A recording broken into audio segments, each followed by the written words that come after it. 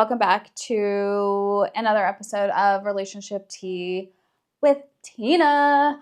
I have been procrastinating. First of all, I have been very procrastinating on doing this episode for a handful of reasons, and I'm finally ripping the Band-Aid off today and doing it, okay? But I've gotten a lot of questions, actually, on healing the father wound, abandonment issues, all these different types of things. And if you are like new here, my dad didn't come to my wedding. I have gone through countless chapters with my relationship with my own dad. If you are not new here and you've been kind of like following me for a long time, I know this story is long overdue, okay? I know the story is long overdue. But I had to like process a few things in order for me to like feel ready to really talk about it. I've like avoided calls with my friends talking about this topic.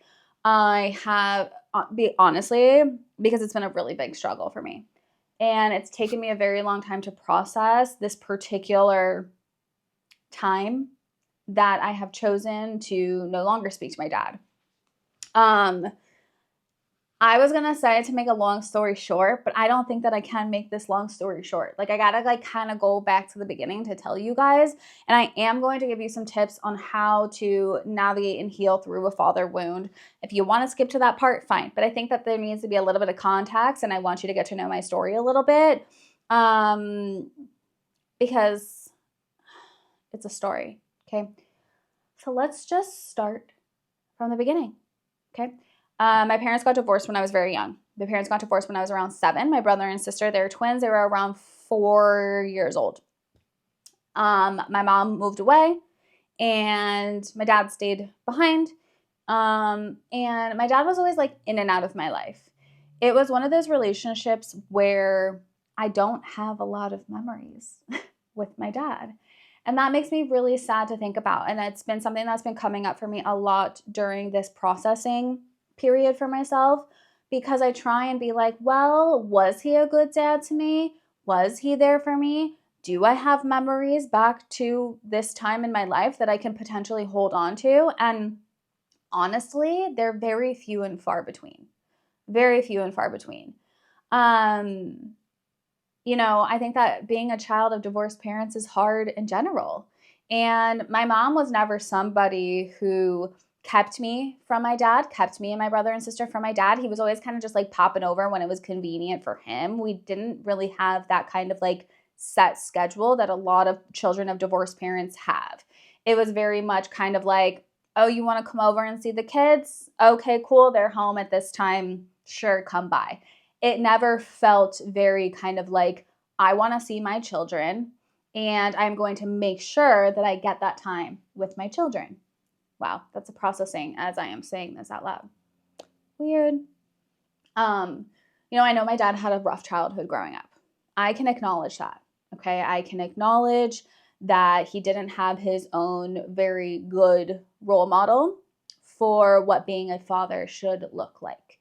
And I know that that's very difficult. As we got older, obviously your relationship with your dad changes, of course. But as we got older, my dad also just felt like, okay, they're getting older. They don't really need me anymore. But that's so far from the truth. My brother lived with my dad for a minute, and then all of a sudden, like things were feeling kind of good. But throughout this process, my dad had always bounced around from relationship to relationship, girl to girl. And they were not healthy partners. He kind of had this like savior complex, I want to say, where every woman that he dated had an issue, had something going on, had something that he had to save them from. And I didn't obviously realize this at that young of an age. It's something that I've kind of like noticed as I've gotten older, that he even dated a woman who was like 3 years older than me at one point. Okay. But it was always some drama. It was always a drama. And that's for him to figure out and for him to navigate. Okay. There came like a very big crossroads in the dynamic. And one day I know that, my dad will say to this day until his face turns blue that he went through something insane.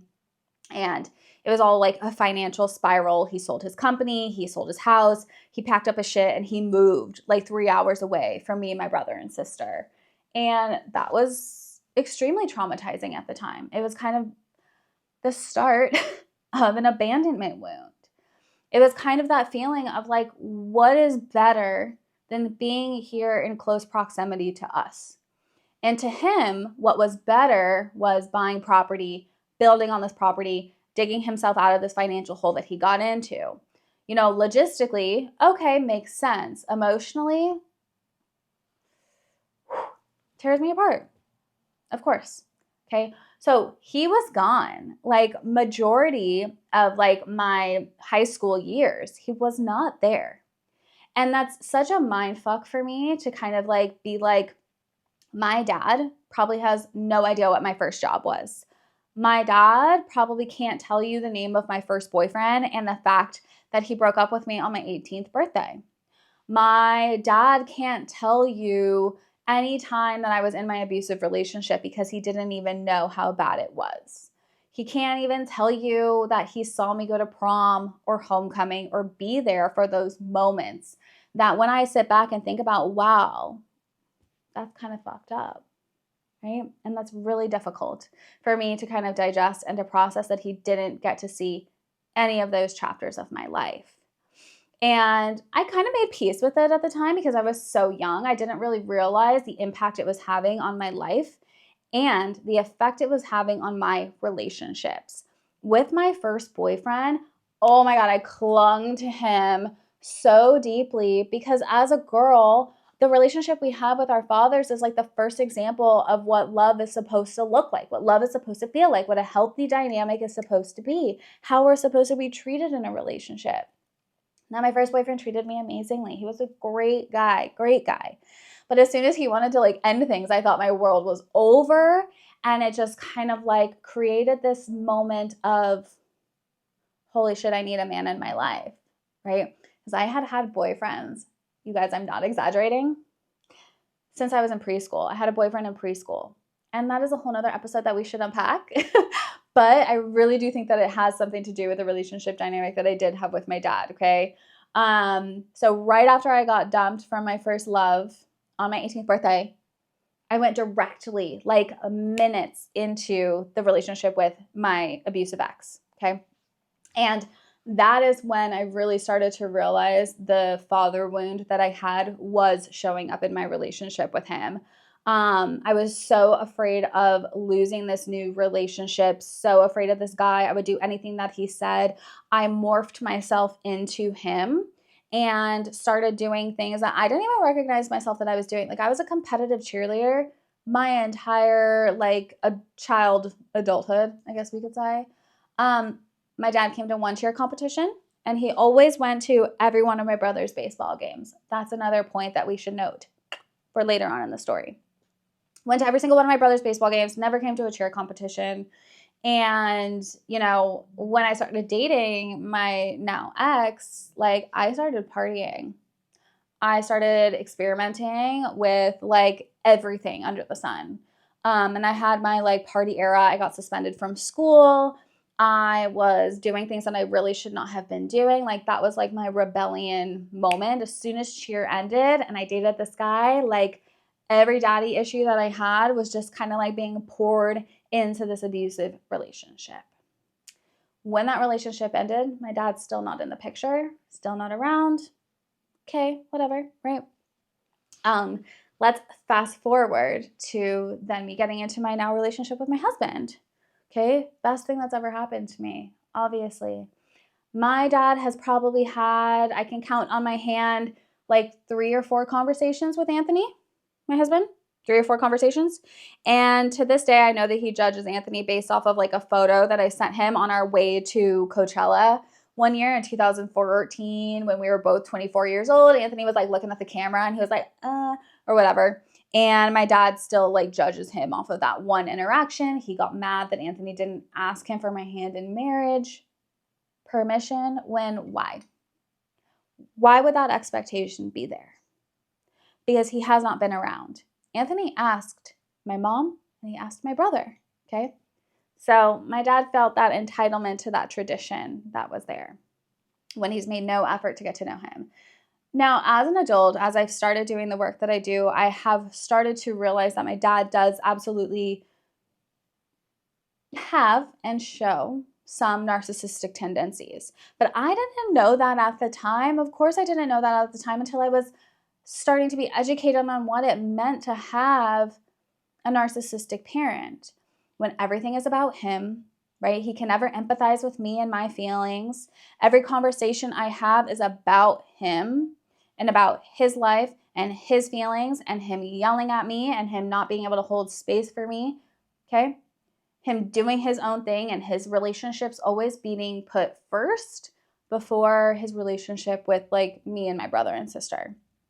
And then came the time of my wedding, and my dad has like always kind of like had a relationship with me. I think it's very important to note that every relationship, like if you have siblings, your relationship with your parent is going to look different than like your siblings. And my brother has his own relationship with my dad. My sister has her own relationship with my dad, and I had my own. And I was always that person who stood up for my dad no matter what. It's like that feeling of like when someone talks shit about someone that you love, it puts you on like defense mode for them. But if you say the things that are true and you say the shit, like, that's okay. You know what I mean? Like, that's okay. But if anybody else says it, like, no, you're not allowed to say shit, right? That was kind of how I was with my dad. My uncle stepped in to be a very huge, prominent father figure in my life. Like in high school, he did everything for me up until me moving to New York and then him passing away, unfortunately, from pancreatic cancer. And that was a huge blow to having father figures in my life. And another kind of like wound at the father wound that I have experienced. So I'm about to get married. I am engaged. Oh my God, I'm the happiest time of my life. Okay, me and my dad have like that, like kind of like we talk every now and then. You know, he'll ask me how I am, but I don't really think he cares how I am. And he'll just call me to talk about himself. And when I started my business as a relationship coach, he'll always just call me to conveniently ask me for relationship advice. And at the time, I felt like, okay, like it feels kind of good to have this relationship with my dad. Like, you know, he's calling me and I feel validated. And I think that every little girl at one point in their life wants to hear their dad say that they're proud of them. And for a little bit of period of time, like that felt kind of cool to have whatever our relationship looked like be something. And I kind of like didn't feel great about it. It could have been better. You know, Father's Day is always the hardest day for me. And like, I have this connection with one of my girlfriends, and her and I can relate on this. Like, I honestly can't stand Father's Day. And I hope that that changes as soon as me and Anthony have our own kids, of course, because I've always wanted a normal dad. You know, I see like some TikTok videos of women being like, my dad drove an hour to my house to help me get my kids ready in the morning before school. And I'm just like, that sucks. Like, I'll never have that.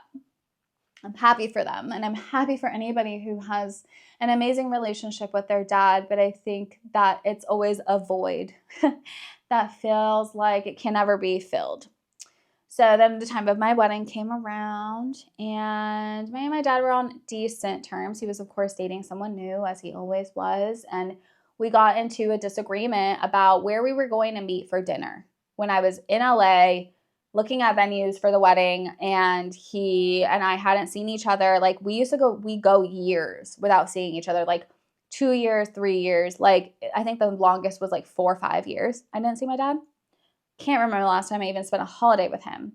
And he got mad at me that I asked him to move the restaurant a little bit closer off the highway because I had been up since 4 a.m. and he was driving from the desert 3 hours. Okay. Got in a fight about it. And he called me selfish. And he made it all about him. And he was worried about his girlfriend getting mad at him. And didn't give a fuck about what I wanted. Okay. So after that disagreement, he didn't speak to me. He literally did not speak to me.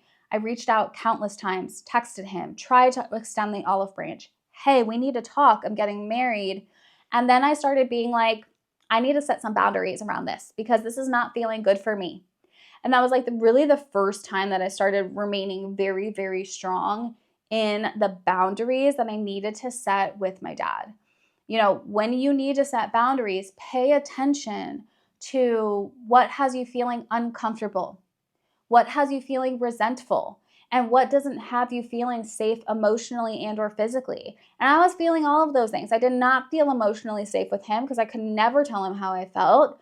I realized that I didn't even feel comfortable really being around him because he would make my spouse feel uncomfortable. He would make me feel uncomfortable. Okay. And I had a lot of resentment for him abandoning us and for him not caring and never putting us first. Right. So boundaries were set in place. And I said to him, listen, we need to have a healthy conversation. We need to talk, or I do not feel comfortable having you at my wedding. Silence. You guys, like literal silence. He did not reply to me, did not answer me, ignored my calls, ignored my messages. He never reached out. So he never came to my wedding. And I think that was like the hardest boundary that like I ever had to follow through with. Thank God I had such a beautiful support system with me in that.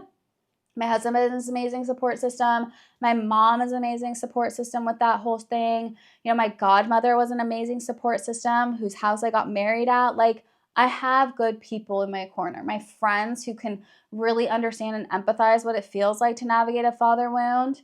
And that was like the hardest day of my life. But I don't regret it. I don't regret it because it was also the best day of my life. And I didn't have to worry about managing his emotions during that day. I didn't have to worry about him like getting in a disagreement with someone. I didn't have to worry about him being inappropriate. Okay, of course I look back and I'm like, wow, that's really hard that I had to do that. But it doesn't take away from the fact that it was the best day of my whole life because I got to marry my person. Okay, so fast forward to my brother graduated law school. Guess what? My dad flew to Seattle to see my brother graduate law school. Maybe him missing my wedding had a little bit of like a, oh shit, like I'm missing like milestones in my children's lives. I should probably change what I'm doing. And listen, I'm happy for my brother that he made that move for him. But that day was so hard for me. I cried, bawled, cried because why can he show up for him and not me? It just brought me back and triggered me to as a kid where my dad would show up for every single one of my brother's baseball games, but never came to one of my cheer competitions or my sister's cheer competitions. So why him? And I understand, like I said, every sibling's relationship with their parent is different, but this was like guttural. Like, what the fuck? What the fuck? Again, me and my dad started talking a little bit, okay, here and there. And, you know, I got the whole I'm sorry kind of a conversation. You know, when you have a narcissistic parent, they do this thing where they have a moment of clarity. They have a moment of clarity to kind of pull you back in and create the pattern all over again of making it about them, saying all the right things, having a moment of making it about you. Okay, so you forgive them, so you move forward, so they feel better about the situation. But inside, I was kind of just like, still doesn't feel 100% right. Okay. He did end up flying out again for my brother's wedding. Right? I know. And that was really difficult. I was very standoffish to him that day. He was kind of like in his own world. He brought his girlfriend with him. Fine. It was whatever, right? We spent some time together. I'm not going to be mean to him. I'm not going to be an asshole to him. It was whatever. And then after that, him and I got into another argument because that's the pattern. That's the pattern. If I was to ever tell my dad how I really felt about something, if I was to ask him for help, my dad's never helped me with a single thing in his entire life. He's never done anything for me in my life. Not once, financially, emotionally, and or been there for me physically. And I had this conversation with him and I said to him, listen, I need some help. I need some support, right? It was a time where I was really struggling in my business and I really needed financial help and I knew he had it. I don't ask for things that I don't think that people can help me with. And I'm not afraid to ever ask for the help when I need help. And like, why should I be afraid to ask my dad for help? But like, that's a whole nother issue in itself. That like, I fear reaching out to someone who should be offering their help to me, right? And he denied me the help. Yelled at me, actually, in fact, instead. And that was most recently. That was like around like September, October of this year, or of 2023. And so I stopped really talking to him. Boundaries, back up. And I was pissed that he wouldn't help me because every time he would call me, I'd answer. Before that, every time he would go through an issue in his relationship, boop, I'd answer and I'd help him and I'd sit with him on the phone for hours and I'd be there for him and I would support him, right? And that's the little girl in me still vying for her father's acceptance and love, right? And when I don't get that in return, it's just such a hurtful feeling. So boundaries right back up, not talking to him, not answering his calls, really not reaching out, still friendly if you want to call it that, but like, no, thank you. And then Christmas time comes, I got a new puppy, my life is chaotic, and I get a phone call. I reluctantly pick it up because it's him. And I'm like rushing. I have a call in like 30 minutes with a client. Hey, hi, what are you doing today? I have work. Oh, do you have time for brunch? Excuse me, what? And he tells me that he drove here and wanted to surprise me. Yeah. Not a surprise that I necessarily wanted of him showing up on my doorstep, because that to me is just a complete disrespect of my space and my life and my partner, right? Good intention maybe behind it, but I later found out, no, it was all very selfish motive. Cries to me that he got this tiff with his girlfriend. He was here for 2 weeks during that Christmas time. And like, if you followed me on Instagram, you know, I kind of talked about like, I was disappeared because it was just so much for me to handle. The entire time I was like, okay, maybe he's just like getting this out of his system. He's navigating this breakup with his girlfriend. You know, I believed him, and him and I had like another clarity type of conversation where he admitted that he's always put relationships before us, where he apologized to me for the way he behaved during my wedding time and not talking to me, where he confessed, like, you know, I can't remember the last time I spent Christmas with you guys. I want to spend Christmas with you. And I was kind of like, okay, like, let's see if your words align with your actions. You know, 2 weeks pass by and he drags me to go look at apartments with him, and we go and do that whole thing and whatever. Then Christmas Eve comes, and I love Christmas. You guys, I love Christmas, okay? Christmas is like my favorite holiday. And if anyone knows me, you know that I love to celebrate Christmas and I love to host people and the whole thing. And it was a little interesting having my dad here because, like I said, I don't remember the last time I spent Christmas with him. I call my mom and I'm like, you know, Dad's here. He's moving here. You know, can he come to Christmas Day at your house? She was very reluctant at first, but my mom's amazing. And she's like, I meditated on it. And then after a little bit of a disagreement between her and me, she decided to allow him to come. And I'm like, great. Oh my God. All of the like things are falling into place. This is not going to be a stressful holiday. Fantastic. Amazing. Great. Okay. I host Christmas Eve here. The day before, I had told my dad, you know, I don't really drink anymore. I don't drink wine. You know, we had all these conversations, but most of the conversations we had for the last 2 weeks were about him. And even when I would he would ask me about my abusive relationship and I would tell him stories of it. At no one point did he empathize and say, I'm so sorry I wasn't there for you. I'm so sorry you went through that. He was instead asking me questions about my relationship because he wanted to fish for information about how to navigate the situation he was currently in. Narcissistic behavior, right? It's always about them. There's always an alternative motive. And that was really difficult for me to kind of like have that realization after the fact. So Christmas Eve comes along and he comes over for Christmas Eve and, you know, he disappears for a little bit, comes up, disappears. And Anthony's out walking the dog and he sees him out there. And then he gets out of his car, goes back into his car.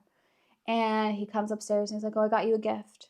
You guys you know what the gift was? Okay. It was a bottle of wine and a bar of soap. Now, if you remember that I told my dad that I don't drink wine like a couple of days prior, that just shows you how little he cares or how little he listens. I know that he was trying, but like, I hope this doesn't sound selfish of me, but like, do better. Like, do better. We haven't spent Christmas together in like 10 years. I know you have like a lot of, okay, do better. Sorry, but like, do better. That happens and his mood changes, and he said that his ex called him. I was kind of like, okay, well, whatever. The next morning comes around. It's Christmas morning. First thing in the morning, I call him and I text him. And I'm like, okay, we're about to like open gifts and stuff here, me and Anthony and the dogs. Do you want to drive over to mom's together so you don't have to drive alone? We can all drive together. It's easier for me anyway because, in case Anthony drinks, we don't want to like drive home. Calls me. Actually, I'm going to take my own car. I said, why? Why? Because I got some stuff that I have to take care of. I have some loose ends. I'm going to go travel. I said, oh, you're going to go travel. You're going to go travel? Where? Where are you going to travel? He was going back home. He was going back home Christmas morning. And I freaked out. I started yelling at him because my emotions were getting the best of me and I was so hurt and I was immediately triggered that abandonment wound again, right? And everything he had said over the last 2 weeks was bullshit. Lie after lie after lie. He knew he wasn't going to frickin' stay. And I got my hopes up and that was silly of me to do. I should have known better. But like I said, the inner child in me was like, it'll be different this time. Maybe it'll be different this time. I was so hopeful, okay? But the actions were kind of there. Maybe it'll be different this time. No. Why? Christina, no. No. So I tell him, don't even bother stopping by. You go. You go. You go. And he fights me on it. And I said, you did not come here for us. You came here because you had nowhere else to really go. And you needed whatever support you needed to like help validate your feelings on this relationship shit that you're going through. So he yelled at me, blah, blah, blah. We got in a huge fight and he left. He left. He happily left and went back home. And I didn't hear from him since. Not a text, not a call, since Christmas Day. Nothing. Until my birthday on January 27th, he just reached out to me and just said, happy birthday. And then he said, you're 34 now, catching up to me. And I'm like, that's not really how math works. That's not really how math works, but okay, let's make it about you. Doesn't ask me how I am, doesn't ask me what I'm doing for my birthday. And so at this point, I'm no longer really speaking to my dad. And that's been really difficult. But also, I've never felt happier in my life. It sounds really weird, but this time feels different. It feels different. It feels like I finally felt ready to really set the boundaries and stick to the boundaries and put myself first and just finally take the rose-colored glasses off and heal the inner child within me to lean into acceptance. And so I want to tell you a little bit. I have my phone because I had to write it down, okay? How I kind of navigated healing through this father wound. If you've made it this far, like, I love you so fucking much. I love you so much, okay? You have to acknowledge the pain. And I went through the pain. I really went through the pain. I cried a lot for days to my husband. I really tried to make sense of everything. And it was a guttural pain. Like, I was very, very hurt. I was angry. I was sad. I was hurt. I felt abandoned again, right? I was hurt for my brother and my sister who also went through this pain. As a big sister, I will like ride or die fight for them. He made a lot of promises to my brother on that trip that he just completely threw the F out the window. And I was very sad. And I didn't try to just mask that pain. I felt it. I cried a lot. And I needed to move through that hurt. And I needed to tell myself, this hurts. This sucks. I'm sad. And so I acknowledged it. And then I really started to go back and understand the root causes, right? I really evaluated the past experiences I had with him. And I really realized that he has narcissistic tendencies. He does have narcissistic qualities, okay? I recognized the patterns, how he would disappear and I wouldn't hear from him. And then he'd wait just long enough to think that like enough time has passed where I won't really ask him questions or I won't really talk about it. And he'll kind of like creep in. I started to recognize those patterns big, okay?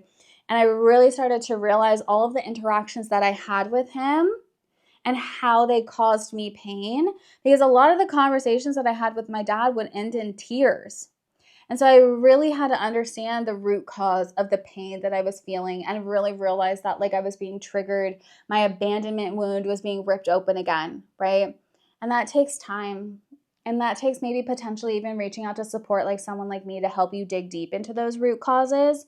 You know, I luckily have the tools and the support to be able to figure that out within myself. A lot of the work that I have done has highly paid off when it came to navigating this father wound within myself, right? Doesn't mean it was easy. Absolutely freaking not. Absolutely not, right? And then boundaries. Like I talked about, like I had set boundaries throughout the duration of all of this happening after the wedding. But like right now, I don't think I have ever been more firm in my boundaries to really, really protect my energy, because I never want to feel like that ever again. Ever again. So like I am very cautious about the interactions that I have. I don't interact. I literally just like one word texts here and there, protecting energy, like force field around me these days. I am very particular about the interactions that I choose to have with him when he chooses to like quote unquote reach out or just like send a text that has no meaning behind it. Okay. Gosh. And the support in my life has been beautiful. My sister is amazing. My mom is amazing. You know, talking to my brother here and there is amazing. But honestly, my husband, like I couldn't have done any of this without him. Like it makes me emotional because he just held so much space for me to be able to like feel what I needed to feel. It still hurts. But like every day feels a little bit easier, right? Every day feels a little easier. So I'm just very grateful for him. And then forgiveness, right? God. Sorry. I think that forgiveness is such a hard part of this entire process.